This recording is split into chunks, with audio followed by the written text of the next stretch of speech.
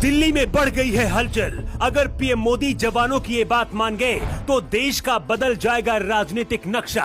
देश के जवानों ने हिला दिया है भारत। क्या नेताओं की पेंशन खत्म करके देश का दिल जीतने की तैयारी में है पीएम मोदी? देश की सेवा करने के लिए अग्निवीरों को 4 साल नौकरी, लेकिन नो पेंशन। वही नेता जितनी बार चुनाव जीते उतनी बार पेंशन।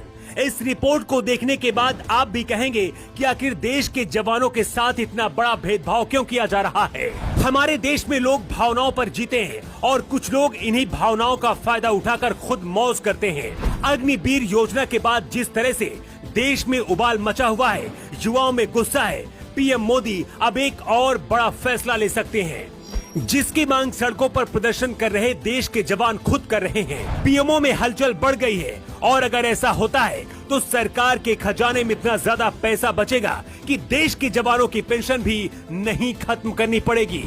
विधायक और सांसदों को मिलने वाली पेंशन के बारे में जानेंगे तो आपके भी होश उड़ जाएंगे।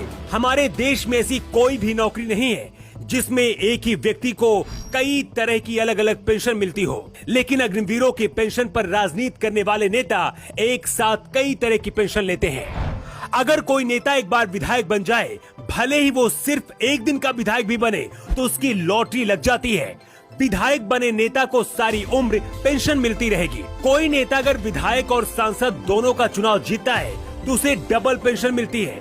इसके साथ ही अगर वो मंत्री बन गया तो मंत्री का वेतन भी उसे अलग से मिलता है। कुछ महीने पहले तक पंजाब में तो ऐसा नियम था कि एक नेता जितनी बार विधायक बनता था उतनी बार उसे पेंशन मिलती थी।